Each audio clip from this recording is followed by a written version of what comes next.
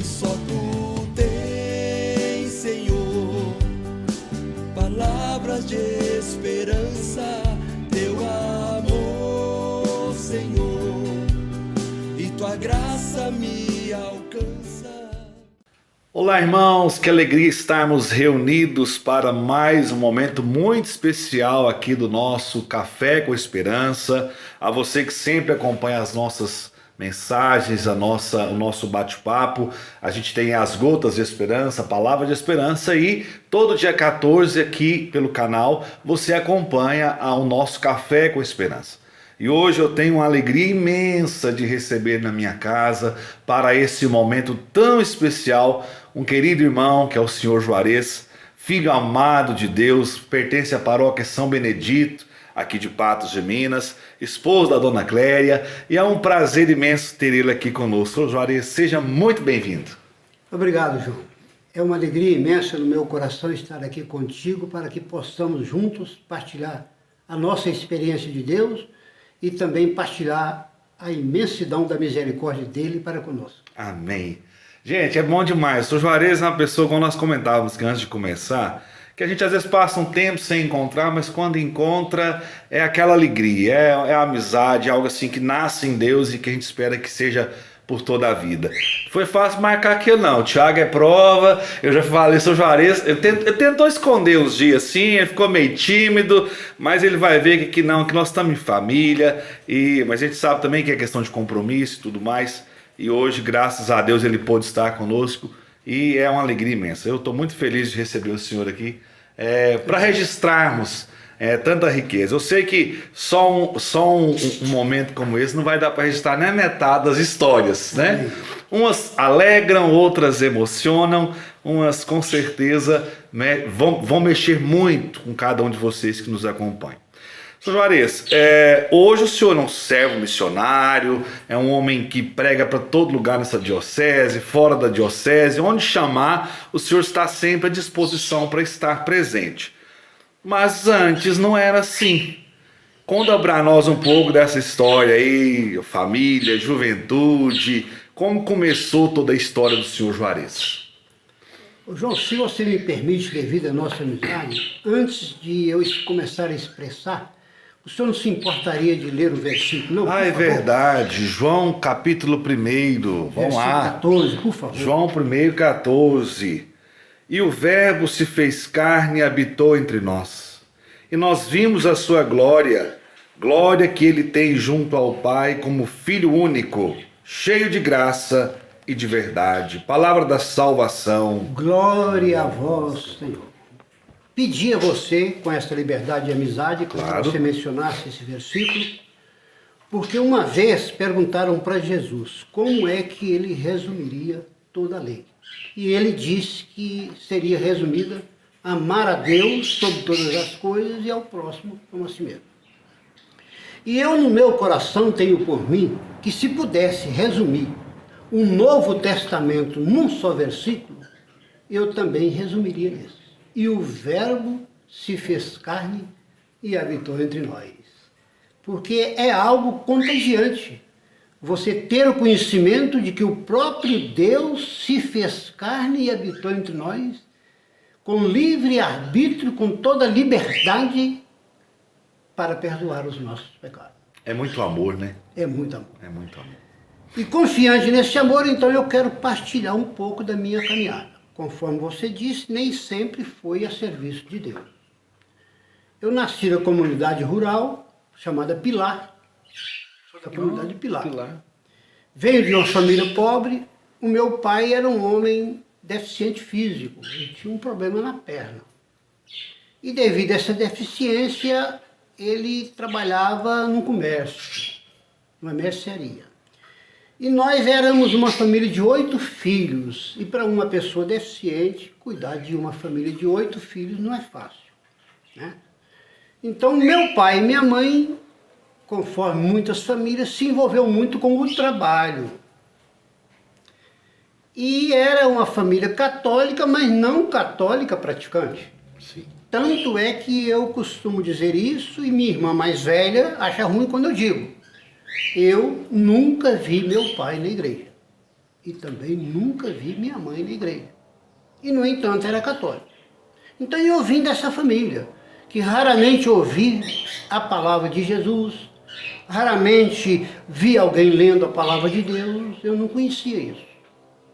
Então, saí de casa aos 11 anos de idade para trabalhar, 12 anos, 13 anos.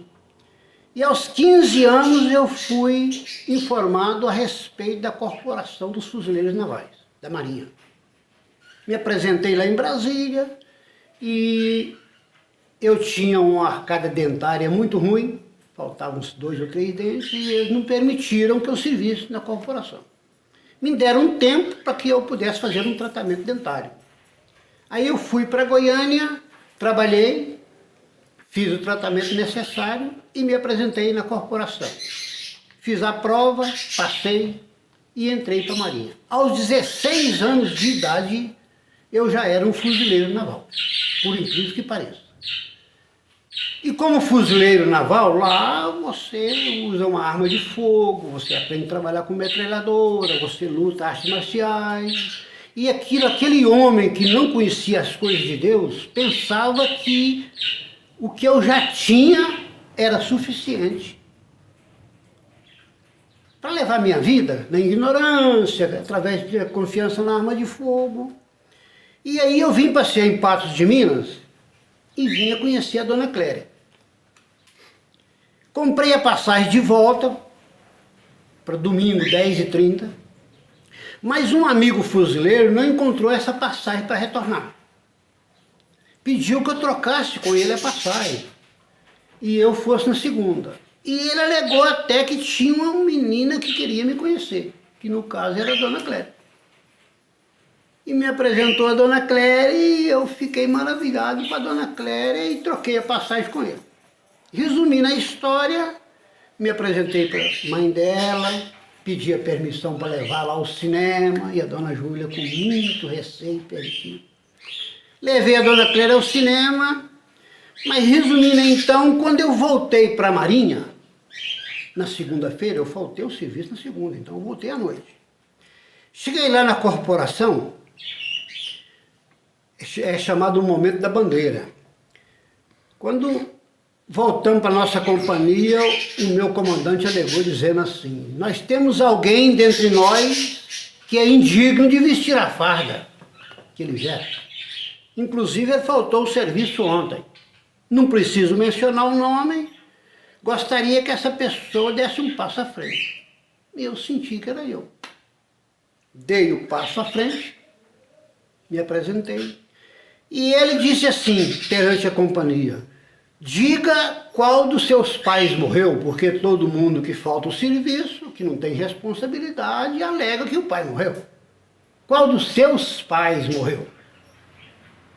Eu fiz a posição de sentido e disse na presença de toda a companhia que meu pai não havia morrido, mas que eu tinha faltado foi tudo culpa do amor.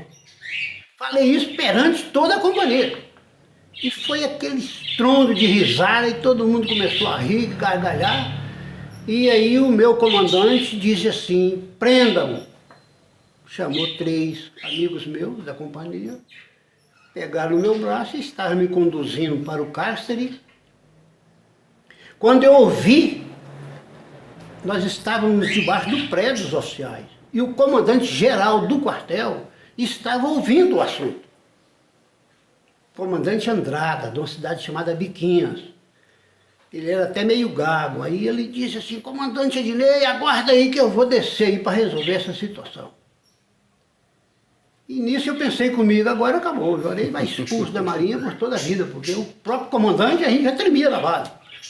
Aí eu voltei para o meu lugar anterior, o comandante desceu, aí os fuzileiros todos riram, aqueles que não gostavam de mim, do meu jeito de ser. Pensou: agora ele se lascou, né?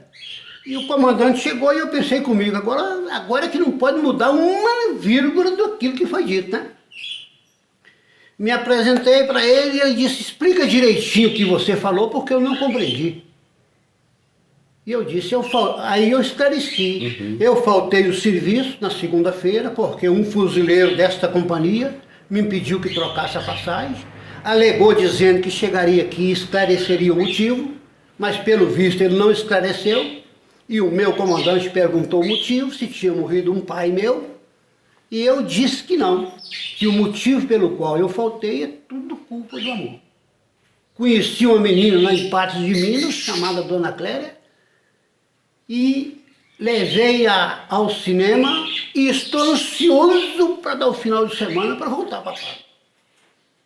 E esse comandante Andrada colocou a mão no meu ombro e disse: por causa destas palavras, eu te concedo o resto da semana de folga e ainda te dou um empréstimo. Passa no posto de serviço, pega um pouco de dinheiro emprestado e volta e vai ver o seu amor novamente. E eu não saí do lugar porque eu pensei que aquilo era uma pegadinha, uma brincadeira. Sim. E ele pegou com a outra mão no meu ombro, me conduziu devagarinho e falou: vai, fuzileiro, volta para Patos de Minas e vai ver o seu amor. E aí eu voltei para Patos de Minas. Olha só. E aqui estou eu, casado com a Dona Clélia, mais querida. Caraca, meu Deus, já tem uns dias já, né? Já 45 anos, Oh, graças a Deus. mas que maravilha. Olha, essa parte da história eu não conhecia, não. Aí um dia, João, eu fui pregar em Araxá, no Encontro de Casais com Cristo, e a Dona Certo. Clélia achava que era mentira. Ah, agora eles conversam demais e tal. E eu estou lá no Encontro de Casais com Cristo, pregando lá em Araxá e contando essa história. Certo. E quando eu disse assim, e aí ele me perguntou por qual motivo eu faltei, uma das pessoas que estava fazendo o Encontro de Casais com Cristo gritou lá do fundo: foi tudo culpa do amor. E levantou e disse, e era um fuzileiro que estava na companhia. Foi uma alegria, a Dona Clélia acreditou.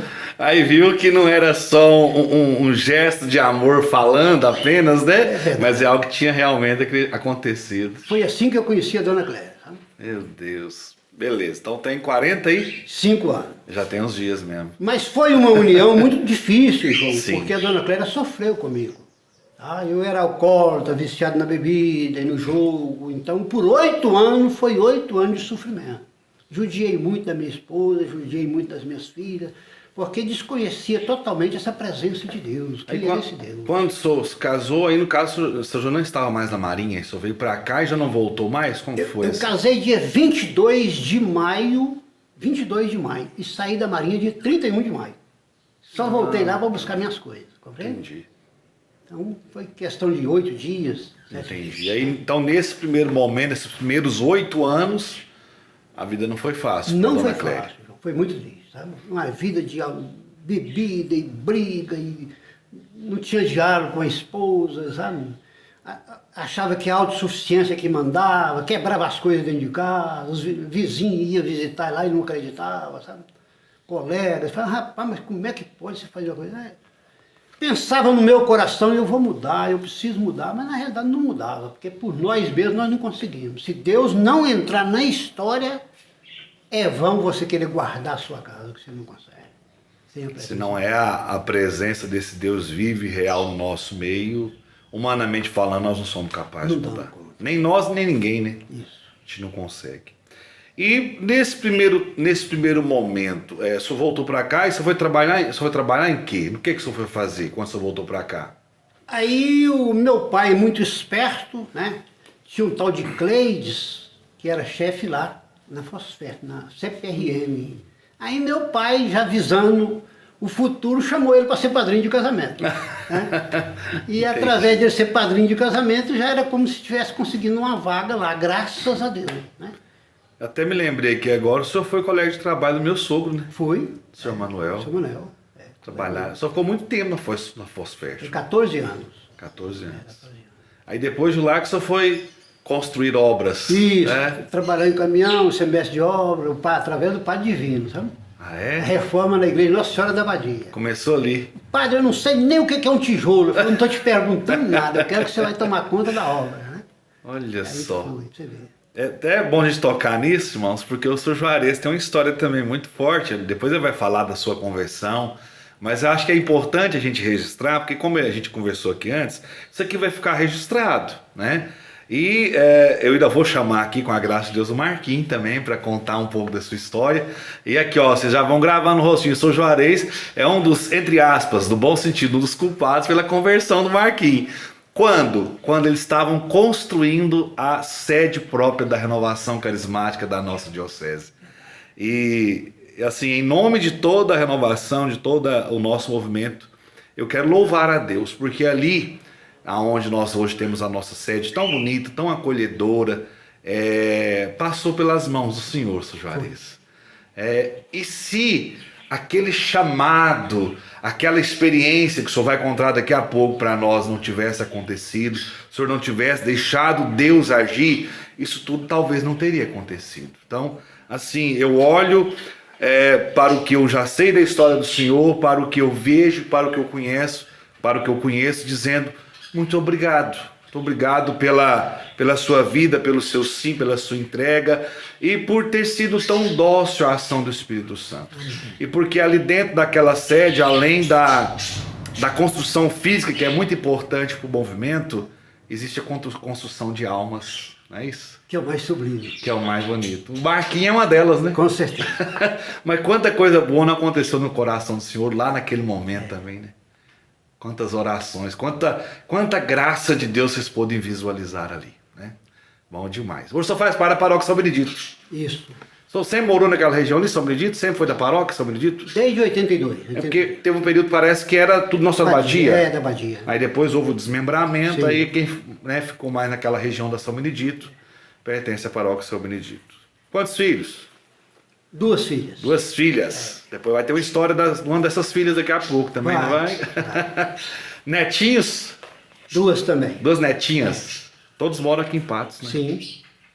Pois é, Sr. Juarez. Então, assim, resumindo esse primeiro momento, a história de um homem que, num primeiro instante, agia com as próprias forças.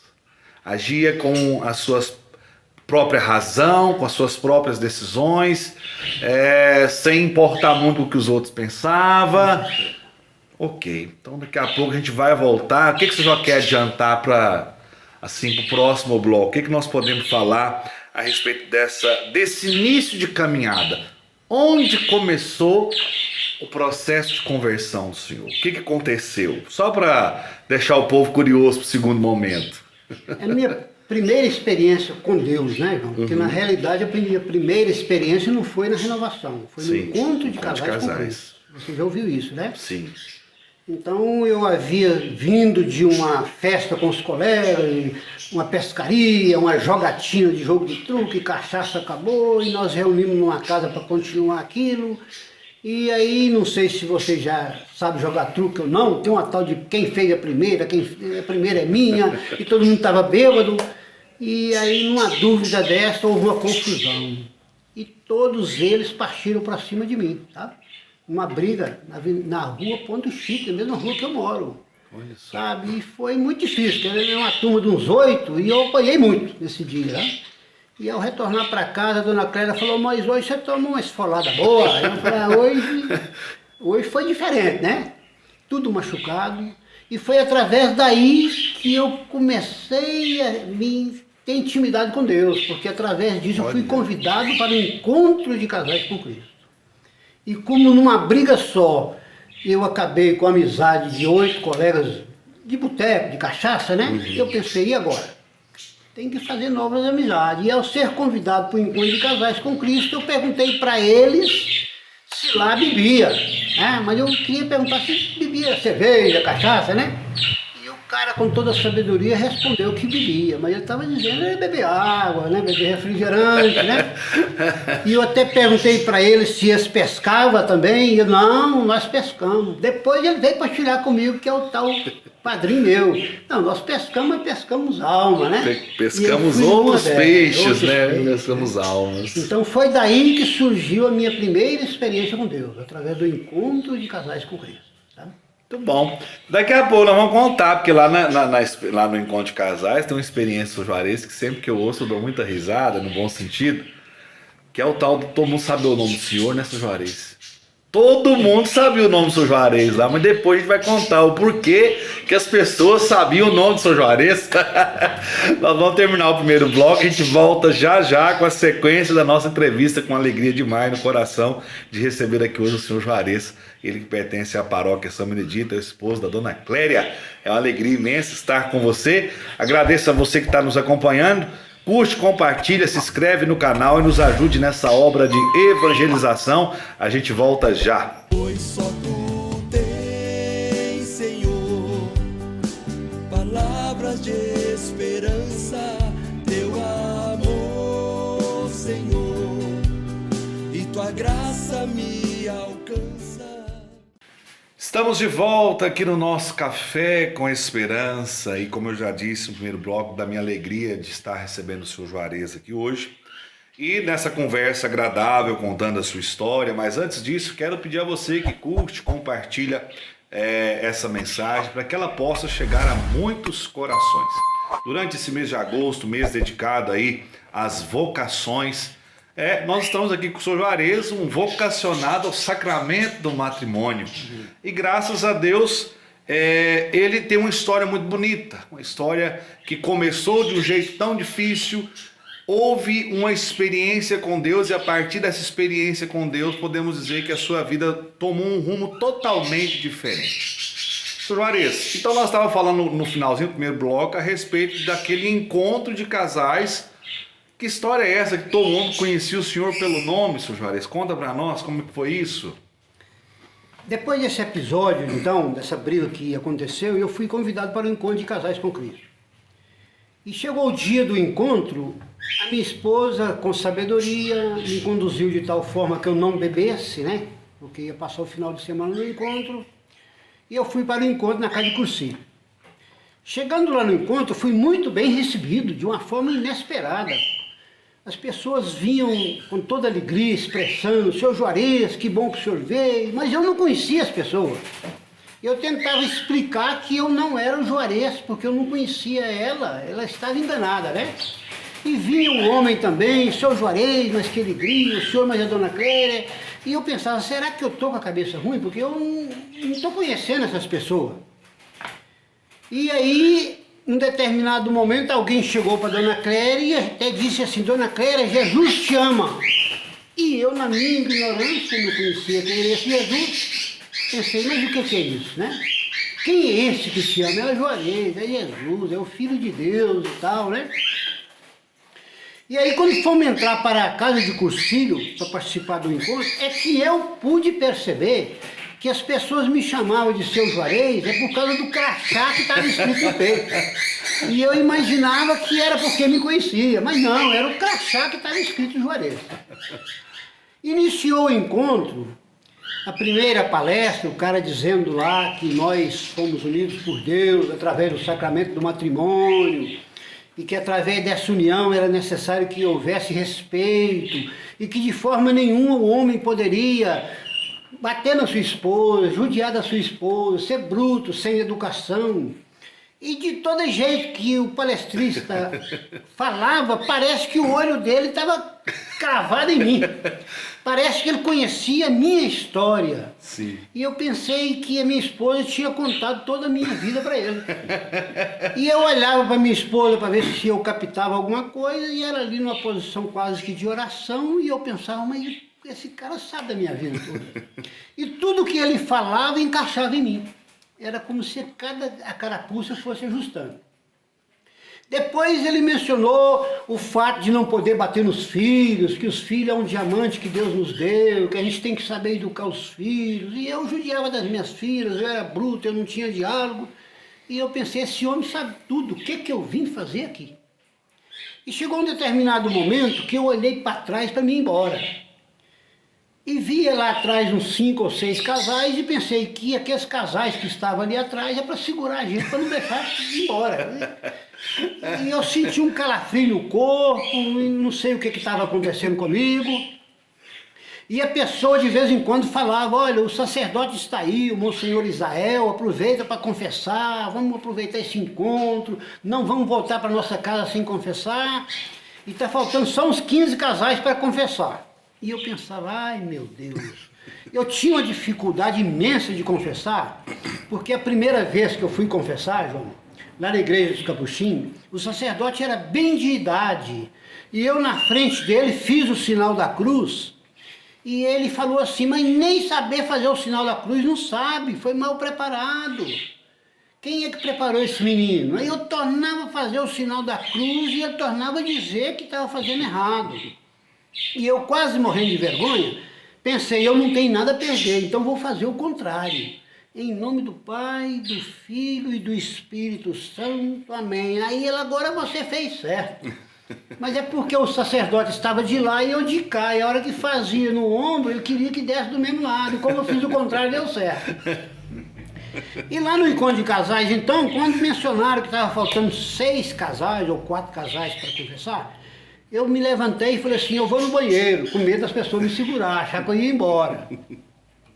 E quando eu cheguei na porta do banheiro, na casa de Cursilho, tinha um senhor lá encostado no portal, e ele falava assim, ai, ai, ai, ai, ai, ai, ai, ai, ai. E aí eu perguntei para ele, o que está acontecendo, o senhor está passando mal?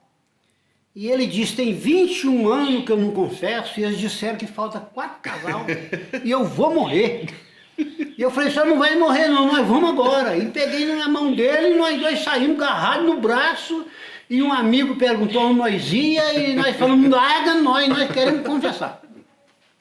E aí esse amigo disse assim, mas não pode ir os dois, tem que ser só um. E ele foi na presença do Monsenhor Israel e eu fiquei olhando, se ele corresse eu corria. E ele olhava para trás também, eu penso que se eu corresse ele corria também. E nós nos confessamos e eu pude perceber então, João, que as portas da igreja nunca estiveram fechadas para mim. Sempre estiveram abertas. E eu, através dessa confissão, entrei pela porta principal da Santa Igreja e nunca mais tenho o propósito de sair. E a graça aconteceu. Retornei para minha casa, fui no boteco de frente à minha casa, maravilhado com tudo que estava acontecendo, querendo partilhar com os meus amigos, embora de boteco. Tinha ali uns 3 ou 4 colegas ali naquele bar, quase de frente à minha casa. Quando eu entrei, que eu saudei todo mundo, a saudação foi, louvado seja o nosso Senhor Jesus Cristo. Quando eu soltei essa saudação, João, as pastilheiras do boteco arrancaram e as bebidas caíram por terra. E o dono do estabelecimento gritava, o que está acontecendo com as bebidas tudo caindo? E os meus cabelos rupiaram, eu senti uma coisa saindo de mim. E algo espiritual saiu de mim, nunca mais voltou. Fui libertado em nome de Jesus Cristo. Meu Deus. Minha vida mudou. Meu Deus. E ali, com certeza, foi uma experiência que o senhor tinha certeza que aquele mal que estava há tanto tempo fazendo o senhor sofrer, a sua família, que naquele momento era quase que uma confirmação, isso tudo foi destruído. Amém. É isso. Tudo aqui foi destruído até por aquele gesto. Depois, para explicar isso, eu conseguiu explicar para aquele povo o que era? Ou só o senhor conseguiu entender o que estava acontecendo? Não, eu só consegui dizer para ele que era culpa minha. Eu comecei a chorar, emocionei, e ele falava, o que está acontecendo, o que houve? E eu falei, foi culpa minha, foi eu. Mas eu não sabia explicar. E aí retornei para minha casa maravilhado e falando com a Clélia, Clélia do céu, houve uma coisa lá, caiu as bebidas tudo no chão. Tal, e aí eu falei para a Clélia, eu estou sentindo assim que amanhã eu preciso da sua ajuda. O que é que você precisa? Eu gostaria que você fosse comigo em cada casa pedindo perdão por todo o mal que eu fiz. Principalmente naquela casa que eu briguei. Aí a dona Clélia falou assim, eu não vou não. Foi você que fez suas cagadas, desculpa a expressão, João, as palavras que ela usou. Foi você que fez suas cagadas, agora você procura limpar. E aí eu disse para ela, mas o homem lá falou que nós dois é uma só carne, ele falou lá no encontro. E ela, mas como que você está aprendendo rápido desse jeito? E no outro dia, João, nós fomos na casa onde havia acontecido aquela briga. No dia da briga a mulher não estava. Bati na porta, ela abriu a porta da casa com uma filha do lado esquerdo e uma do lado direito dela. Quando ela me viu, eu disse, senhora, houve aqui uma atitude mesquinha, nós aprontamos aqui na casa da senhora, e ela disse, aprontou mesmo, um bando de homens sem responsabilidade, safado, e o senhor é o principal. Entendeu?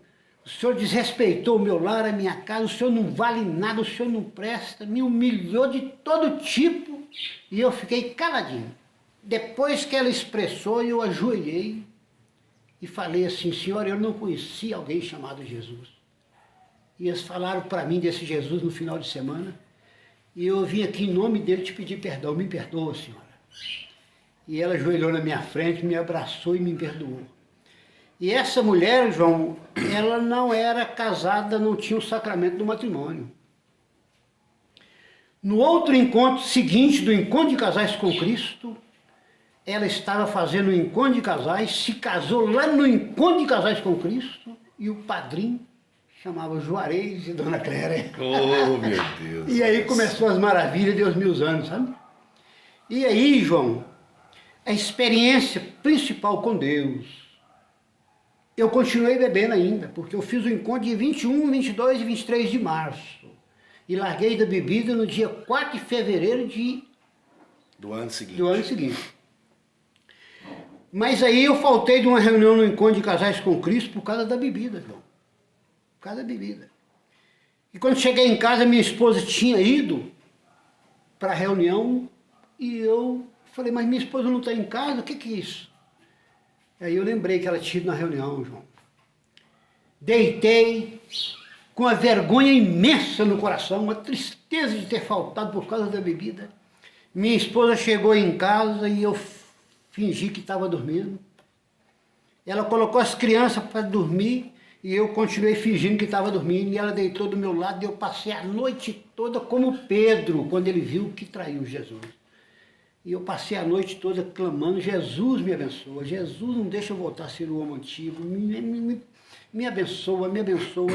No outro dia eu fingi que estava dormindo, ela levantou, foi para a cozinha arrumar as coisas.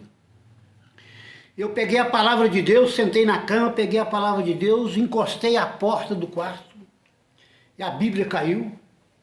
E eu peguei pela segunda vez, coloquei nas pernas, ela tornou a cair. Pela terceira vez eu peguei a palavra, segurei e falei com Jesus no meu coração, Senhor, me ajuda a ficar 1 ano sem beber. Mas o homem que fica 1 ano sem beber, com a tua ajuda, ele nunca mais bebe. Me ajuda, Jesus. Quando eu falei assim, João, a porta do quarto abriu devagarzinho, sozinha.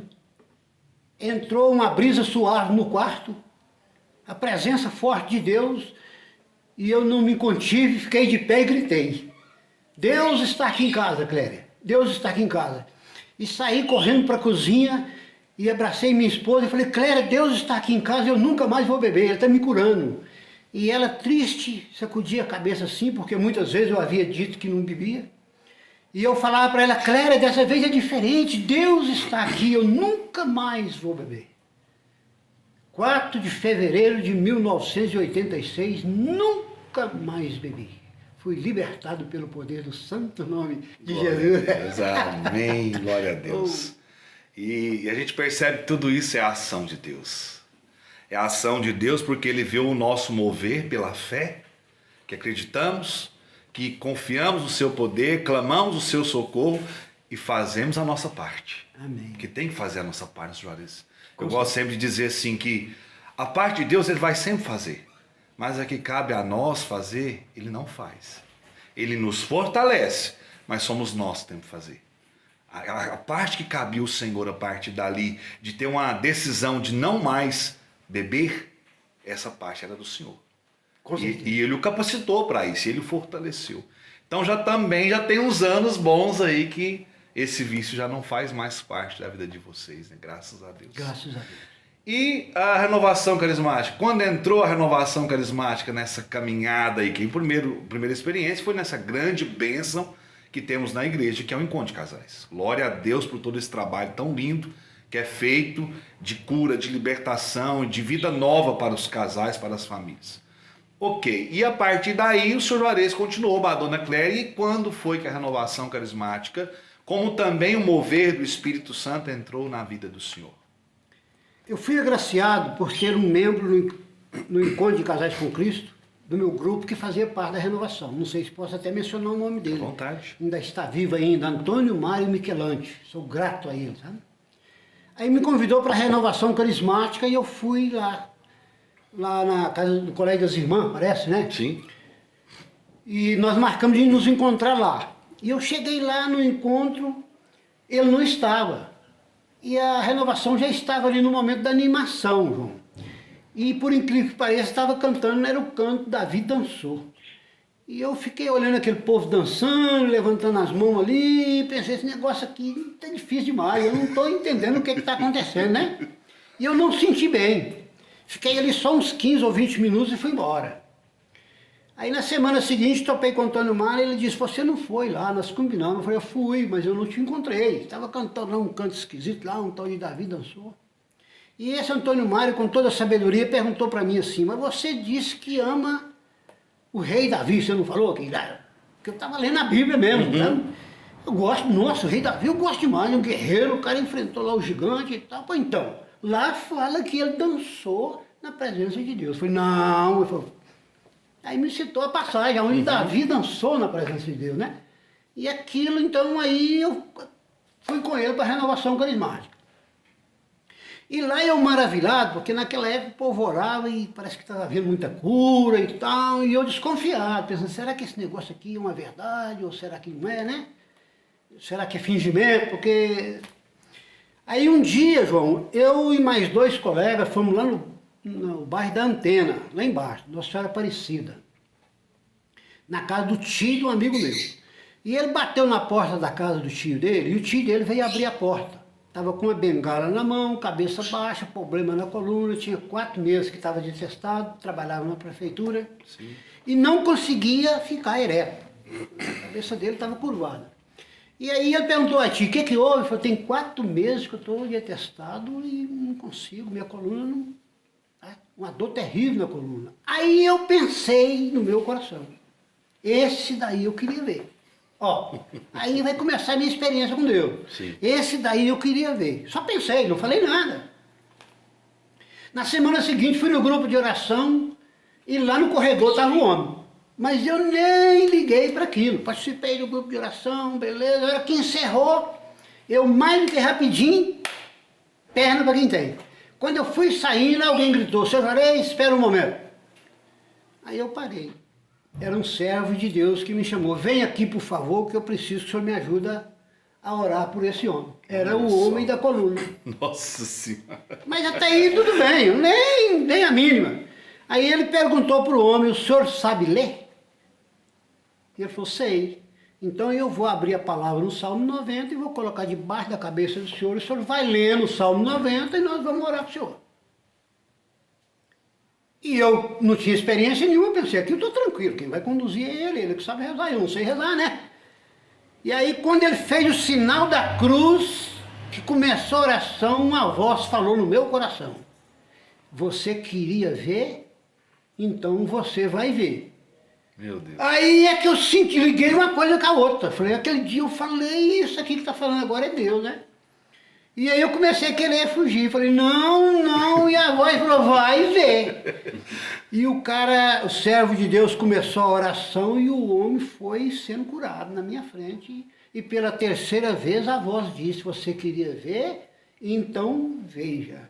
E o cara ficou normal, perfeito na minha frente e ficou de pé e começou a louvar a Deus e dizendo, eu fui curado, Deus me curou, Deus me curou.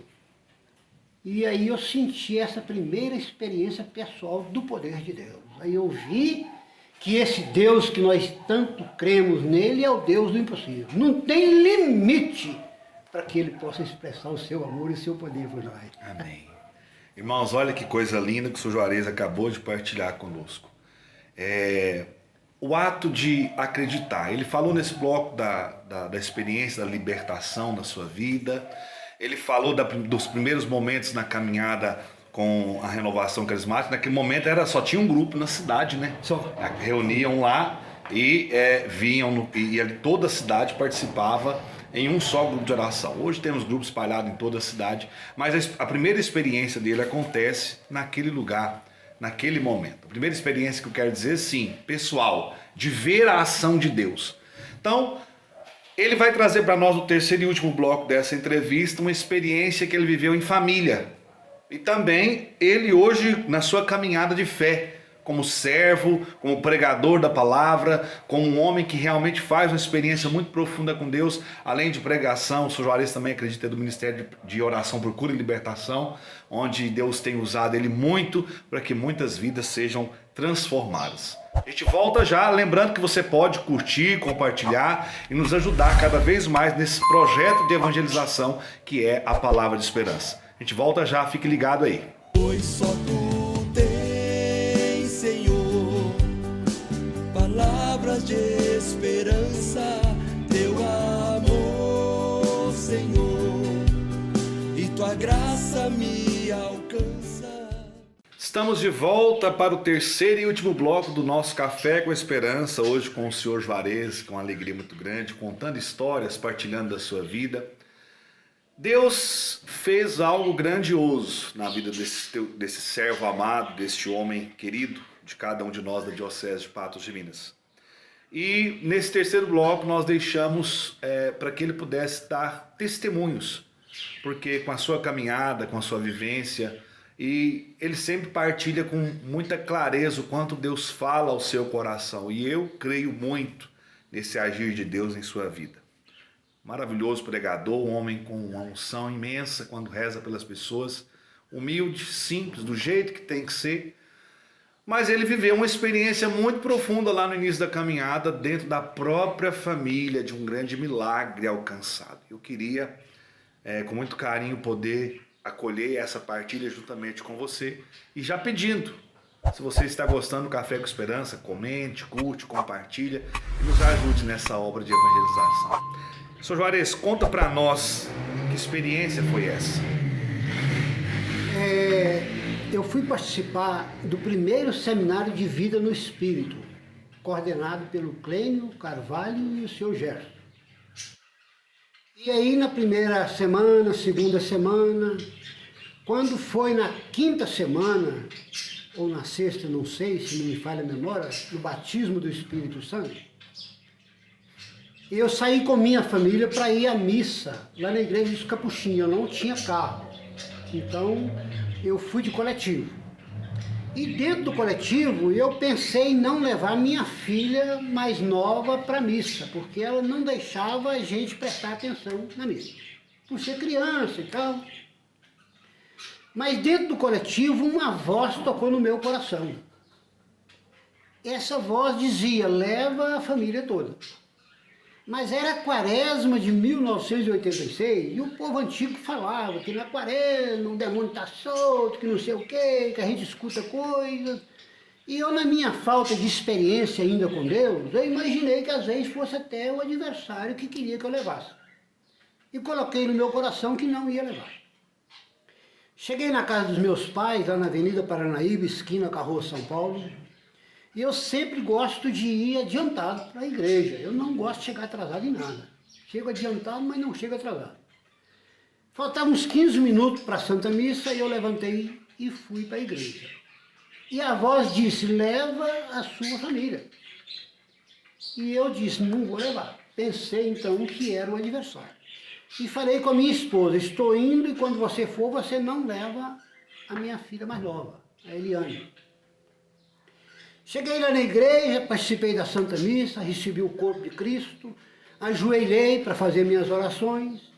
E no momento que eu ajoelhei para fazer oração, que eu ia tentar orar para as pessoas, para os meus amigos de caminhada e tal, vinha no meu coração só a minha família.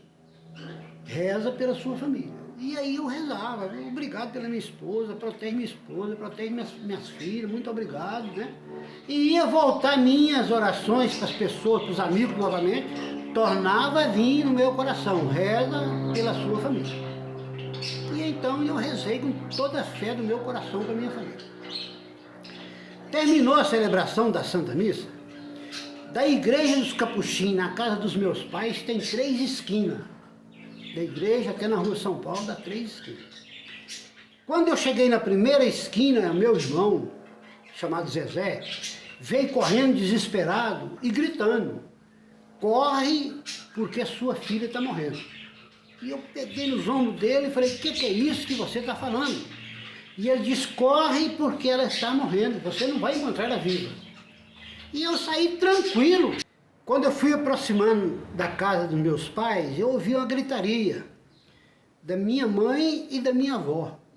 E elas gritavam segurando o lenço da cabeça, porque elas eram evangélicas, e seguravam o lenço e falavam, minha netinha morreu, e eu cheguei e perguntei à minha mãe o que houve, e ela disse, sua filha está morta.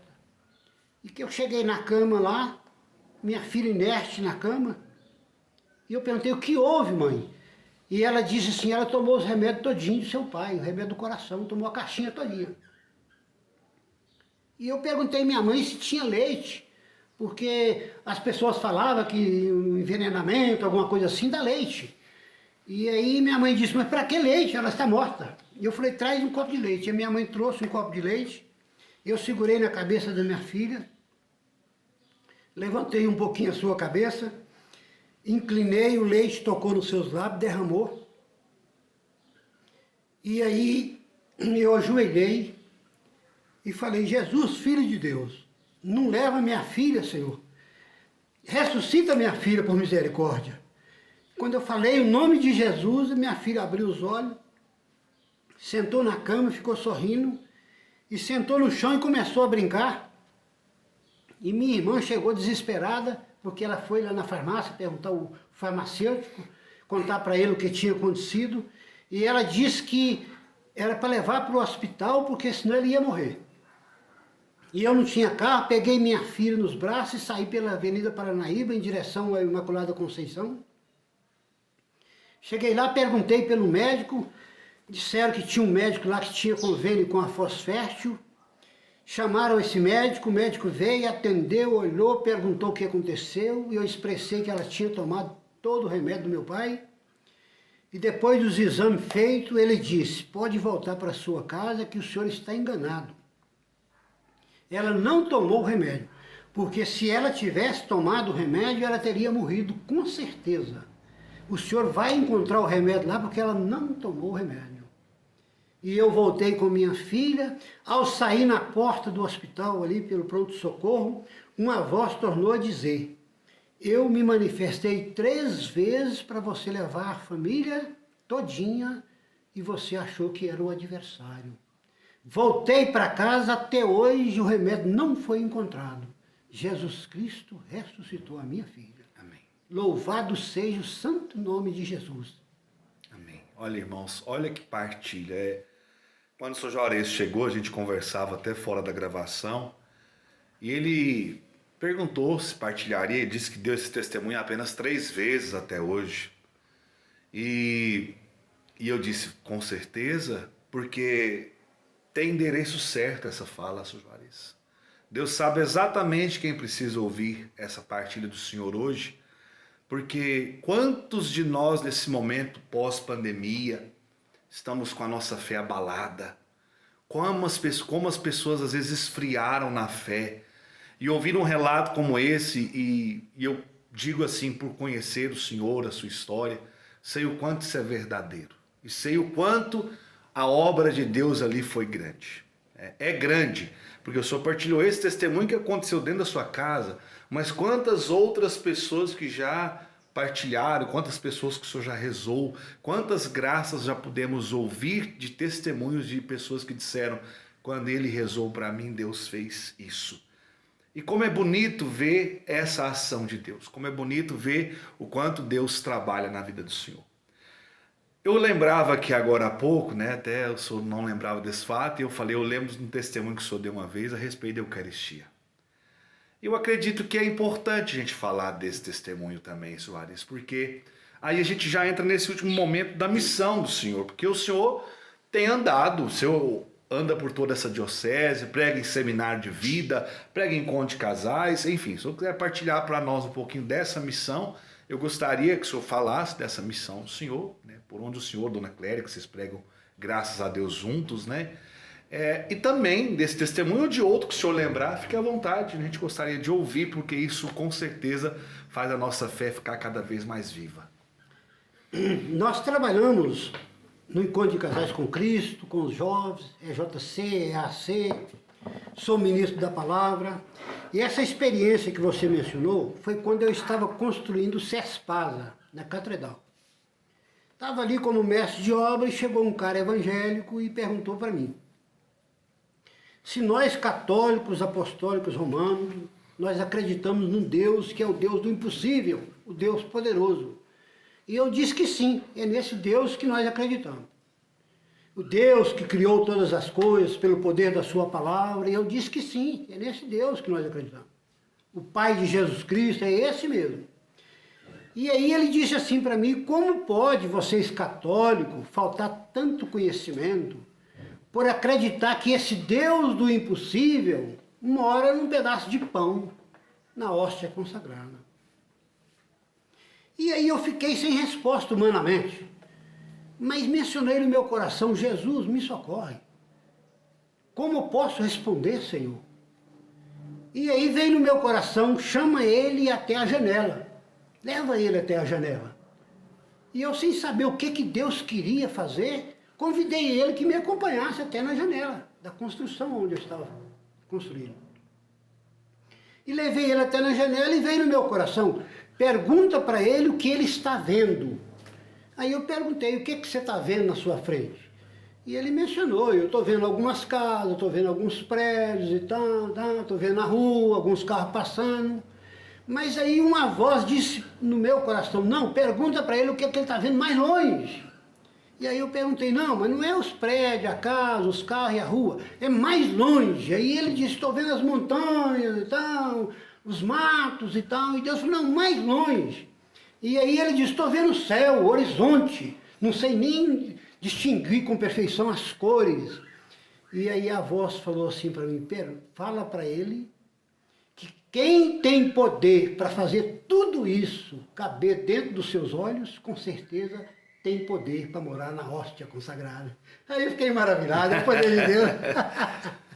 Olha só. Fiquei feliz, só pode ser resposta de Deus. Claro. Ele não deixa o servo seu passar nenhum tipo de humilhação, de forma alguma. Ele vai sempre dar a resposta certa, né? Isso é fé, isso é acreditar.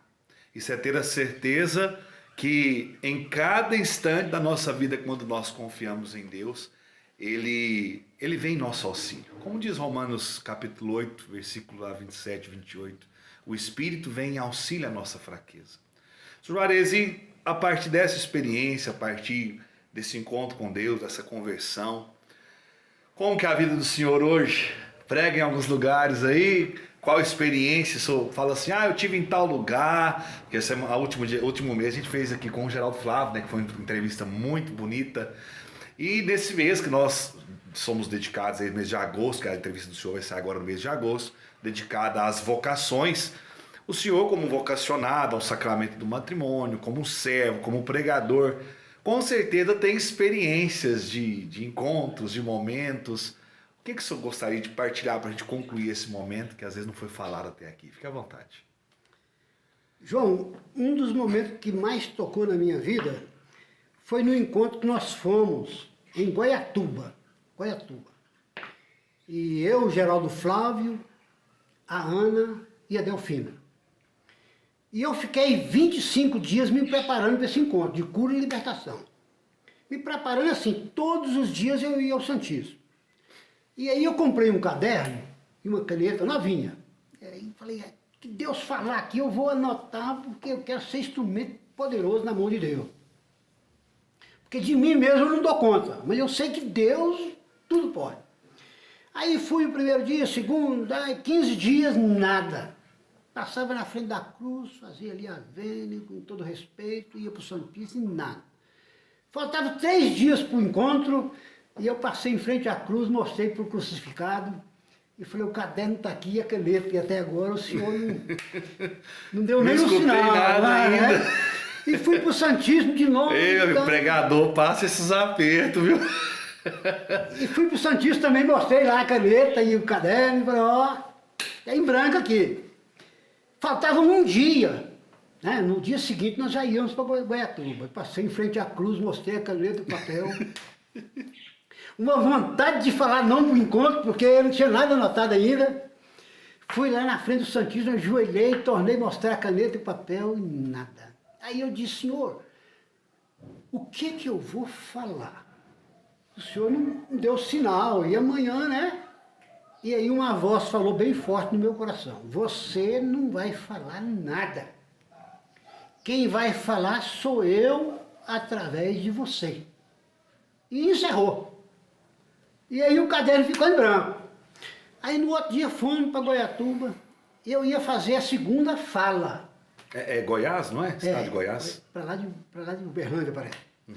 E eu ia fazer a segunda fala. Chegando lá, eu não sei o que houve, se era Delfino ou a Ana que ia fazer a primeira fala, e o povo foi chegando, e o ambiente foi lotando, e de 300 pessoas, e 400 pessoas, e nós ali ajudando na lida das cadeiras, e o povo perguntou, quem é os palestristas? Cadê os palestristas, né? Aí os caras falaram, esse povo aí que tá ajudando a carregar a cadeira aí, ó. Mas tá doido, no dia 5 de maio, tá, é esse povo aí. Faltavam uns 20 minutos pro encontro começar, e a minha fala era restaurados para servir, curados para servir. Era a passagem bíblica da cura da sogra de Pedro. E aí o Geraldo falou assim, olha, o senhor vai fazer a primeira fala. Eu falei, nossa senhora da amiga, eu pensava em tirar alguma coisa da primeira fala, né? E ele falou, não, é o senhor prepara aí que daqui 10 minutos já vai anunciar o senhor. Eu falei, meu Jesus do céu, e o caderno na mão ainda, com a caneta. E aí quando me anunciaram que eu ia fazer, eu subi, o ambiente lotado, eu me apresentei e falei, olha, comprei esse caderno, tem 30 dias, mostrei a caneta e pedi a Deus que manifestasse alguma coisa para que eu pudesse me embasar. Mas ontem ele disse para mim que eu não ia falar nada, que quem ia falar era ele através de mim. Então, nesse momento, eu convido para abrir o Evangelho em tal lugar, que é a cura da sogra de Pedro, e nós vamos proclamar e deixa ele falar, porque o teu servo está aqui e o teu servo escuta. Proclamei o Santo Evangelho, e lá fala assim, saindo Jesus da sinagoga, se dirigiu à casa de Pedro. Encontrando ela com febre, curou-a e ela se colocou a servir.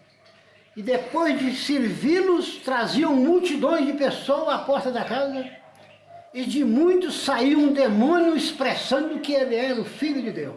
E muitos foram curados. Quando eu terminei o Santo Evangelho, que eu falei, agora então, no santo nome de Jesus, que começa a realizar os milagres e prodígios. E muitas pessoas começaram a louvar e alguns começaram a cair. E foi uma presença de Deus tão forte. E eu mostrei o caderninho e falei que aqui agora quem age é Deus. O servo de Deus nada pode.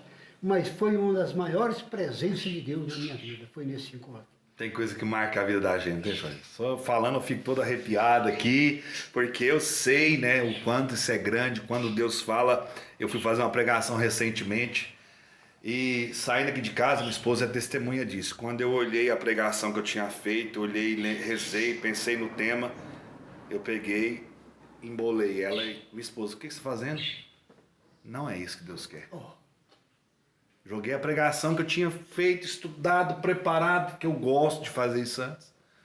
E falei assim, hoje eu não sei porquê, mas não é isso. Tem nada do que Deus quer falar tá aqui. Joguei a pregação fora e fui para aquele encontro. Recente agora, menos de um mês atrás. E digo para o Senhor que foi uma das experiências mais bonitas que eu fiz nos últimos tempos. Amém. Saber que Deus ele faz, ele sabe do seu esforço, não é que a gente está dizendo, não, eu não preciso de preparar, não, eu preciso preparar, eu preciso me organizar, mas tem momento que acontece exatamente isso que o senhor falou, você luta, você reza, você prepara, jejuma, não vem, cadê, o que é para falar, e quando você chega ali, Deus faz a obra de forma plena. Eu não sei dizer o porquê, sei que tem dia que acontece isso, tem momento que é assim. O Sr. Juarez ele é conhecido por uma característica, agora eu vou pegar de surpresa que eu não comentei nada disso, alegria. A alegria do Sr. Juarez, onde ele chega, ele faz o lugar tremer na alegria, isso é próprio dele. Sr. Juarez, eu não preparei o senhor para isso, mas um fato que lembra o senhor boas risadas, algum momento da caminhada do senhor que foi muito engraçado, que a alegria do Senhor serviu de testemunho, Eu lembro que o senhor andava muito com o Tijão Manuca, né? Que o Flávio, inclusive, citou ele aqui semana passada, no mês passado. E com certeza não tinha como o senhor e o senhor João a gente soltar boas risadas. Não tinha como. Mas era essa alegria própria do Espírito Santo. Eu vou deixar o senhor lembrar primeiro, que se o senhor não comentar, eu vou comentar uma. Mas eu vou deixar o senhor tentar ver se o senhor puxa pela memória um momento de alegria do senhor, aí que o senhor fala, esse dia foi um dia de muita alegria, eu dei risada demais, o povo riu demais e eu vi a graça de Deus acontecer. Só lembra de algum momento aí já, de rápido assim? Uma vez nós fomos... Tá vendo não que é bom? O servo quando tá ligado em Deus é assim, ó. Uma vez nós fomos no encontro, Serra do Salitre, eu e o João Manuca, e aí nós fomos acolhido numa casa.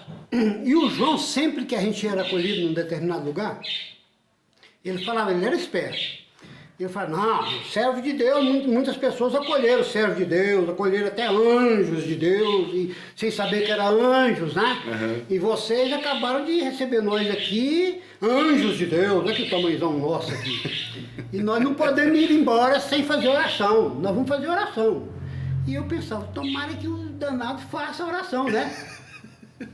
E ele sempre fazia assim, então eu vou iniciar e o Juarez termina. Por exemplo, eu vou começar em nome do Pai, do Filho e do Espírito Santo, amém. Pode continuar, Juarez. Ele sempre fazia isso comigo. E nessa casa, ele fez desse jeito, ele falou, nós não vamos embora. E aí eu fiz a oração e pedi a Deus que poderosamente Deus pudesse abençoar aquela família, aquele casal. Que em nome de Jesus o adversário não tivesse poder, né, para desestruturar aquela família. Porque aquela família foi abençoada no sacramento do matrimônio e que Deus fizesse presença. Mas eu não sabia, nós não sabíamos, João, que aquele casal estava com os papéis batidos aqui em Patos de Minas para separação. Estava aguardando só a segunda-feira. O encontro terminou no domingo e na segunda eles já vinham separar. Meu Deus. E eu fiz aquela oração, fizemos aquela oração poderosamente em nome de Jesus. E qual foi a surpresa? Uma semana depois, o casal comunicou com o João que os papéis estavam todos batidos para separação e eles vieram em Patos de Minas na segunda-feira para cancelar tudo aquilo e refazer o sacramento do matrimônio poderosamente em nome de Jesus. Então foi um motivo de poder, alegria, só alegria, sabe? Para podermos louvar a Deus mesmo, porque é algo assim que Deus cancelou uma sentença. Isso é motivo de alegria para o coração de um servo. Amém. Quando ele vê o agir de Deus em favor de uma causa, em favor de uma situação, sendo que o servo nem sabia. Não sabia.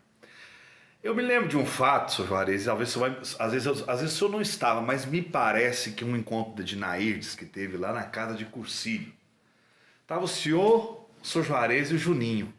O senhor lembra desse fato? Lembro. Lembra de uma situação? Lembro. Aconteceu um momento muito bonito no encontro, onde Deus curava os servos pela alegria. De repente eu tô lá e eu olho aquela munha de gente montuada, e era o Sr. Juarez, o Tijão Manuca e o Juninho veio correndo e pulou em cima dos dois. Gente, virou uma situação de alegria. O senhor tem lembrança desse fato, Sr. Juarez? O senhor tem lembrança desse fato, dessa alegria? Já tem um tempinho, lá bem no início, quando ela começou a vir aqui em Patos. Num momento de alegria ali muito grande, parece que eu me lembro que era o senhor, o Tijão Manuca e o Juninho. Não sei se eu lembro do Juninho.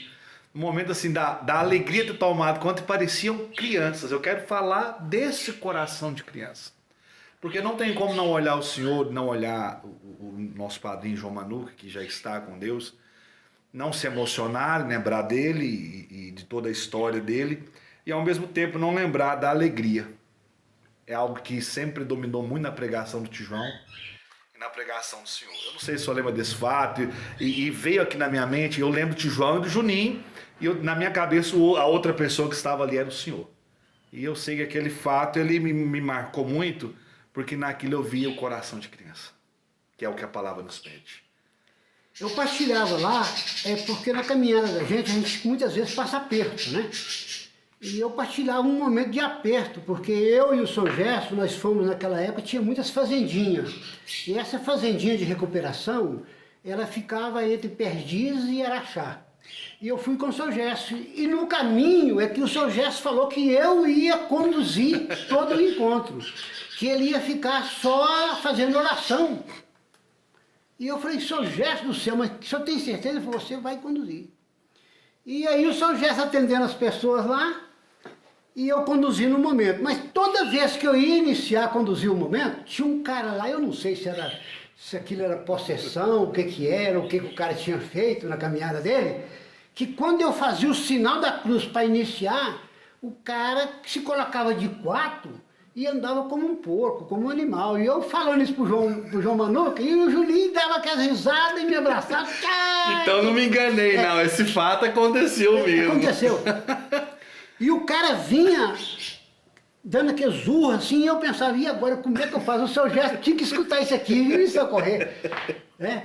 Mas tudo aquilo era um processo de crescimento. Né? Era no aperto.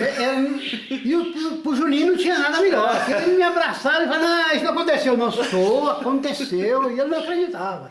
Mas naquele mesmo dia, João, eu lembro que a Dinaíde, muito ungida, e teve um determinado momento que ela falava assim, olha, você andou por muitos caminhos, contrários aos caminhos designados por Deus e tal. A Dinaíde era uma serva maravilhosa. E ela falava assim, e agora na autoridade do nome de Jesus, você vai colocar para fora toda a contaminação. Você lembra disso, não? Sim. E muitas pessoas não se continham, vomitavam, tinham ânsia de vômito, né? E eu de olho no Juninho, o Juninho de olho em mim e tal, num determinado momento, o Juninho foi lá para a porta lá do salão lá, e eu de olho nele. Ele devagarzinho foi beirando na porta, e quando a Dinaíde falou, e você agora, nesse momento, né, vai colocar para fora toda a contaminação e toda a impureza, o Juninho soltou um jarro de rapaz, mas eu falei, vem cá, acabou, agora eu nem ri do jeito que você estava rindo. Eu lembro disso. Até aquele momento parecia só brincadeira, né? E aí ele percebeu que a coisa era séria. Acontecia. Quanto tempo eu não vejo o Juninho? Tenho saudade daquele. Né? Eu acho que ele tá morando em Brasília ainda. Ele tem um carinho muito grande, um cara do coração de criança. Juarez, eu queria pedir para a gente concluir. O senhor conduzir uma oração hoje. Hoje eu queria que o senhor concluísse rezando. Rezando por esse trabalho, rezando pelo Tiago, pela família dele, por mim, pela nossa família, por tudo, por toda a nossa casa. Eu me sinto no desejo de pedir ao Senhor que faça para nós uma oração. Primeiro, em gratidão, né? E eu agradeço, sim, ao Senhor imensamente, porque eu tenho certeza que essa nossa conversa vai chegar em muitas almas e vai fazer a diferença. E que a oração que o Senhor vai conduzir agora possa fazer a diferença na vida de todos aqueles que acompanharem. O nome dele é Tiago? Tiago. Deus absoluto, Criador de todas as coisas. Por intermédio do teu Filho Jesus Cristo, nós tivemos livre acesso à vossa presença. Que o Senhor possa ouvir nesse momento esta oração e esse clamor em favor do Tiago, do João Batista e de todos aqueles que possam porventura assistir essa gravação. Humildemente nós te pedimos pelo santo nome de Jesus, que o Senhor possa conduzir as nossas vidas de forma tal que por onde quer que a gente vá, a gente possa ser instrumento nas vossas mãos.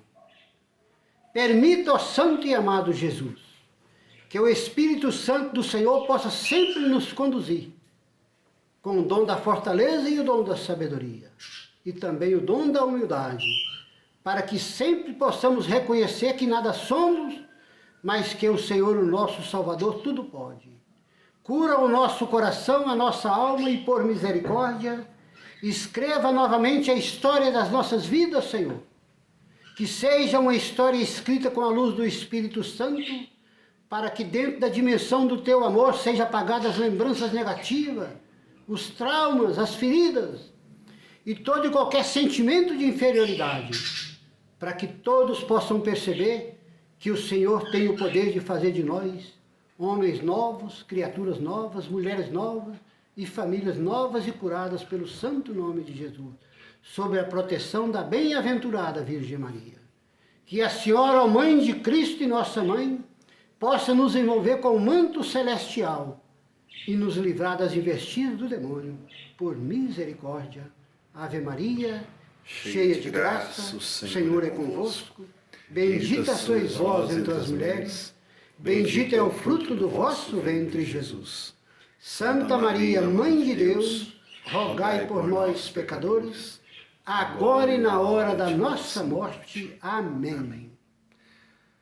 Somente gratidão, Sr. Juarez.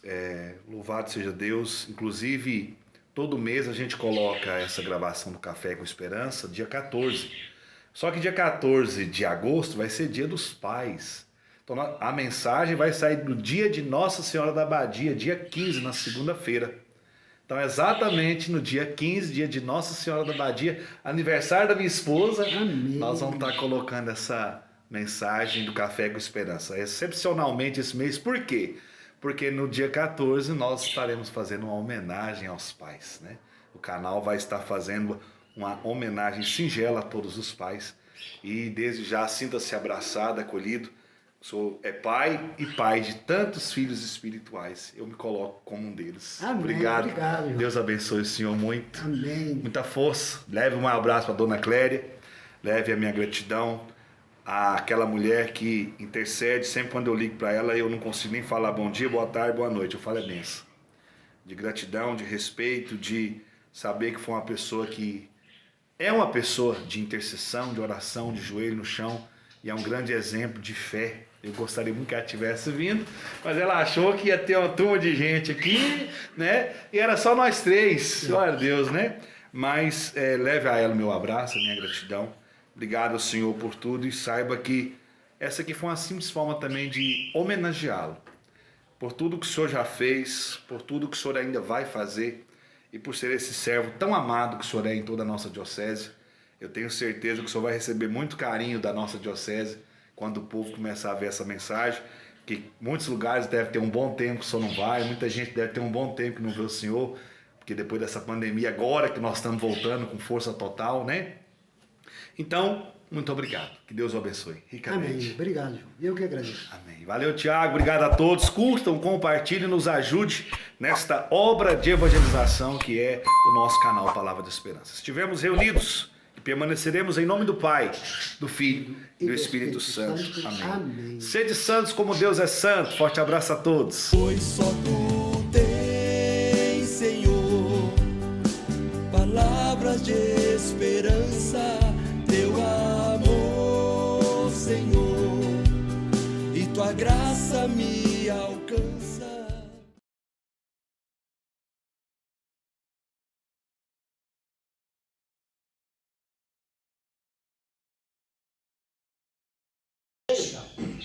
Na presença de Deus, nós estamos aqui, você fez oração, né? Toma um café. Toma aí, filho. Tá deixando aberto pra você escrever? Virou, como é que fala? Piada. Virou piada, João. Fomos 1.200 homens, tudo contra a culpa do amor. Então isso não, que aí os oficiais começaram a apelar, porque tudo que estava perguntando os caras, eu vou ter contra o amor. E o dia que eu pedi baixo, que eu pedi para sair da Marinha, eu ganhei a plaquinha de prata. Eu fui o único fuzileiro que eu ganhei a plaquinha de prata. Tá? Meus colegas, ninguém ganhou, e eu ganhei. E aí quando eu estava saindo, no meio dos 1.200 homens, um gritou assim, né? Enrolou todo mundo, menos eu, quando eu fui me alegar, né? E aí eu peguei, você pega as coisas e foi embora, um sacão assim, um sacão verde, tipo aquele fio, né? E eu saí, e aí alguém gritou, sabe lá, foi tudo culpa do amor. E aí eu... Você acha que é mentira? Não, eu não acho que é mentira. Só, igual ele falou, Acredito, meio ali na gíria militar ali, o negócio... Não tem jeito não, nossa. Eu saí 3 meses antes de terminar o tiro de guerra. Depois eu retornei e fui na formatura. Mas porque eu tinha bom comportamento, né? O sargento gostava muito de mim. Tinha 3 sargentos. Um era aqui de Pax, o pai dele tem um barzinho em frente à Lagoa Grande ali, tem um fitinho de 47. Aquele lado da casa de pesca ali. É o sargento Correio. O outro era o sargento Vilela, veio da Amazônia. Isso aí. E tinha o sargento Charles, que era psicólogo, Seus três, construtor de Se eu fosse mais pontes. velho, eu ia perguntar pelo sargento. E na minha época era o sargento Leite, que era vestido de guerra. Tá? Muito legal. Mas é anterior. Aí você tinha a instrução, né? Educação que um sargento tem com o outro. Você tá doido. Um passava assim, dia de instrução, todo mundo sentado, escutando. O sargento falou assim, ó, gente, entrar alguém aqui no tiro de guerra aqui, vocês vão mandar parar, se identificar, certo?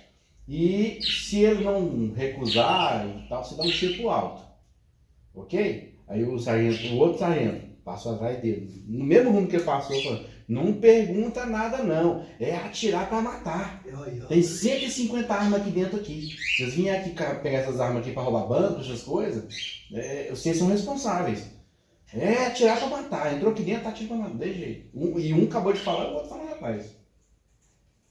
Cada um. O sargento é muito complicado. Você tinha a senha. Você sabia que tem a senha na palavra de Deus? Você não sabia? No Antigo Testamento, eu não vou te dizer onde que é, mas em 2 lugares ou 3 tem a senha. A senha é algo que você cria nas Forças Armadas para identificar o amigo ou o inimigo. Se o cara for inimigo, ele não sabe a senha. Entendeu? Por exemplo, eu me lembro de uma palavra lá, aqui na Bíblia, que para identificar a senha, tinha que falar assim, Mefibosete. É uma das senhas, Mefibosete. E o inimigo não conseguia falar por causa da tradução dele. Ele vestia ali, né? Tipo assim, não estou dizendo, né? Então aí o povo de Deus falava, avança a senha! Né? Se fosse de Deus, Mefibosete. E o inimigo não dava conta. E nas Forças Armadas tinha isso, você estava de guarda e às vezes falava a senha. Uma palavra qualquer, banana, lua, ou não, né? Então, e tinha um sargento muito mal que queria pegar ele dormindo, entendeu? Cochilando, né? E aí a gente falou assim, se esse cara levantar 2 horas da manhã e vier para cima de nós vamos passar uma perda nele, né? E foi dito e feito. Foi dito e feito. Ele levantou lá em Brasília, os mansões, sabe, coronel, general, os mansões, né? E ele levantou e veio no meio da casinha. E eu, mas um amigo meu nos cantos da casa conversando, que a casa era grande, mansão, né? E nós ouvimos o barulho dele. Sargento, tá vindo, passou os seus meus. Ele foi para um lado, eu fui para o outro. Entendeu? Na hora que nós ficamos, ele ficou no meio de nós dois, aí eu manobrei o fuzil fingindo que ia atirar, né? Avança sem você morre! Pra cá! Manobrei a arma e ele gaguejou, ele esqueceu. Porque não atira. E ele gritava, era o nome dele. Rapaz do céu, eu já vou atirar. Depois ele pegou no nosso pé, falou, mas o senhor é que falou que era para tirar, rapaz, o senhor tem que agradecer a Deus. Ainda bem que aquele dia eu tava com calma, né? Isso gritou o nome, eu gritei que era o senhor, senão eu tinha metido bala. Não estou mentindo, na vida tem. E eles tentou pegar o pai. Que tem isso, avança a senha. Você sabe que faz sentido, né? Tem que se identifica, né? Quando identifica, né? Tentou me pegar também, 3 horas da manhã. Aí, ó, tá vendo? O sargento parou o carro lá na esquina de lá e veio descendo de a pé. Na sorte que eu tinha um ouvido bom demais da conta e eu tava deitado. Tava fazendo frio assim. Não tinha ninguém, não tinha ninguém, uma alma viva na rua, e frio. Era um frio, não tinha japona naquela época, tinha empregada japona ainda, não tinha, né? Eu tava lá na casinha de P1 e deitado no chão com o fuzil assim, feito assim, né? E ele descendo de a pé, naquele, pôs a mão na fivelinha do portão ali, eu já escutei na hora, já fui de pé. Ele quase me pegou. Nossa, na nossa tinha uns bacalhau demais. E aí, e lá tinha muriçoca demais. Nossa, Muriçoca demais na minha vida. Nunca vi nada igual. Ela quer cemitério lá? É. Nossa. Aí ele chegou e pegou um dos que estavam, que nós era. Aí detalhe, João, é da alienígena, que ela é borrachuda. Nós era 8, 6 ficava na guarda e 2 dormindo. Acho que era isso, que era. Se eu lembro é 7. Um comandante e mais 2 turmas de 3 turmas de 2. É, eu P1, sei, P2, eu sei que 2 dormia, mas na nossa eu tinha um lá no fundo da quadra, um no portão e o comandante. Então é sempre 3. Aí só podia dormir dentro do alojamento. E um deles não aguenta esse muriçoca, não, foi dormir na sala de instrução. E ele chegou. Ó que ele chegou na minha guarda. E eu já bati. E aí eu tava lá no fundo, essa hora, tava na quadra, né? Naquele fundo lá.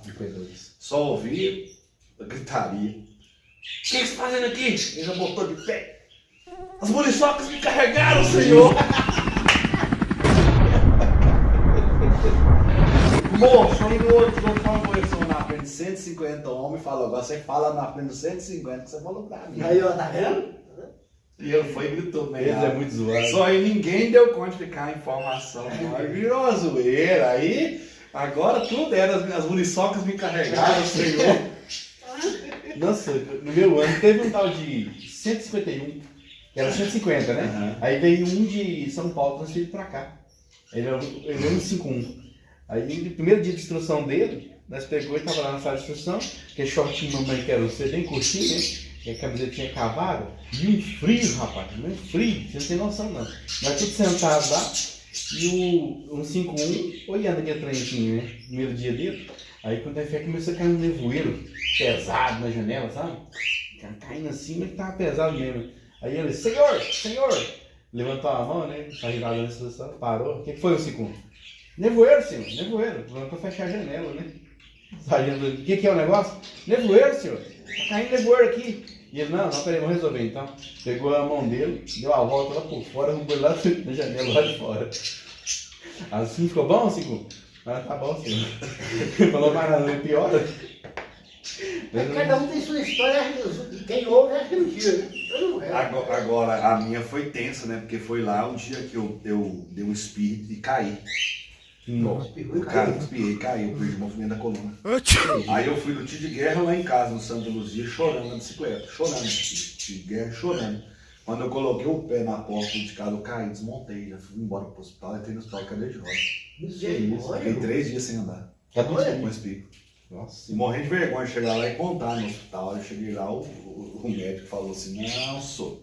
Isso é muito mais comum do que as pessoas imaginam. Hoje aqui no regional tem 2 casos. Tava lá, informação. Sério. Desmontei, levanta, não sei o que, gritando, não consigo, consegue. Se for 2 me levantar, não grito. Aí eu acredito que o trem era certo, não pode ir embora. Tem um tal de Zé Boca lá no Cristo, lá. Ele caiu de frente. Ele caiu de frente, que fica muito tempo em pé, informação, né? E tem uma manha, você sabe que tem uma manha. Você tem que ficar movimentando os dedão do pé. O tempo todo. Você tá em pé, o movimento para ativar a circulação. E esse cara, eu acho que não fazia isso não. Ele pegou e desmontou o carro de frente, quebrou a mandíbula. Quebrou isso aqui tudo. Não, eu Isso que o João contou nunca. essa da coluna minha foi triste, eu fiquei 1 mês afastado de guerra. Que isso? Com a coluna. Eu não sei nada. Só que naquele dia o espirro, o médico falou, é tipo isso aqui, ó. Agora eu espirrei, forçou e voltou, desencaixou. Quando desencaixou, desmontei. Perdi o jogo do corpo. Deve ser os pais ponta, pessoa aí também. Eu entrei no regional aos gritos, na cadeira de roda, gastaram 3 pra me descer de um opalão laranja do vizinho nosso que nós tinha lá. Mas você foi com estilo, né? Aí, chorando de dor, aí eles deram remédio, logo já relaxou, mas a dor era insuportável, não sentava, não, é só deitar. Que isso? 3 dias praticamente deitadinho. Pô, história de guerra não acaba não. Você tá Nossa, meu Deus. E o tiro de guerra era o quê? Umas 100 pessoas? 150. 150 tiradores. A minha foi a última de 6 meses. Você já pegou 1 ano. Eu peguei uma. A minha foi 6 meses. A última turma de 6 meses. A minha. Mas eu tinha muita moral com o sargento. O sargento Correia gostava que eu tocasse pra ele, né, nos cultos, ou então qualquer coisa, eu tocava pra ele. O sargento Vilela já gostava de mim porque eu ficava mais atrás na retaguarda, e ele falou que eu me achava bonito. Tudo que era serviço, ele me escalava. Né, 131 e vai o Suemar também. Vai junto. Você era o 3º pelotão. Eu era o 3º pelotão. O 2º. 3º pelotão. 69. E o sargento Charles tinha umas histórias de psicologia que ele gostava muito, né? Até agora ele está trabalhando agora, ele já é tenente, mexendo com psicologia, psicólogo mesmo, lá, acho que larga o serviço já. E ele gostava de tradução de som e essas coisas. Então eu ficava lá recebendo com ele lá de vez em quando, ele gostava. Os 3 gostavam de mim. Tinha uma história de passar um algodãozinho na hora de ir embora. Na barba? Na barba, né? É, aí um dia o sargento Charles me pegou. Tá? Passa o algodão e o trem travou. Aí ele gostava demais de mim, nossa senhora, eu gostava mesmo. Aí você, pô, 131, você, cara. Você deixou a barba. Aí você, pô, sargento, não deu tempo, eu tô enrolado com as coisas aí e Ah, tal. o algodãozinho sempre. Camisa eu não peguei essa. Ele, ó, 131, Mas eles passavam revisando. Cabelo e barba. 131, você vai embora, mas você faz a barba amanhã e volta amanhã. Volta arrumado. Vai baixar. E ele me liberava, sempre. Aí o algodão você passa ele ao contrário assim. Ele agarra mesmo, não tem jeito não. Até eu que fiz ontem, se passar aqui, gasta. Passa. Minha barba acabou da tiro de guerra.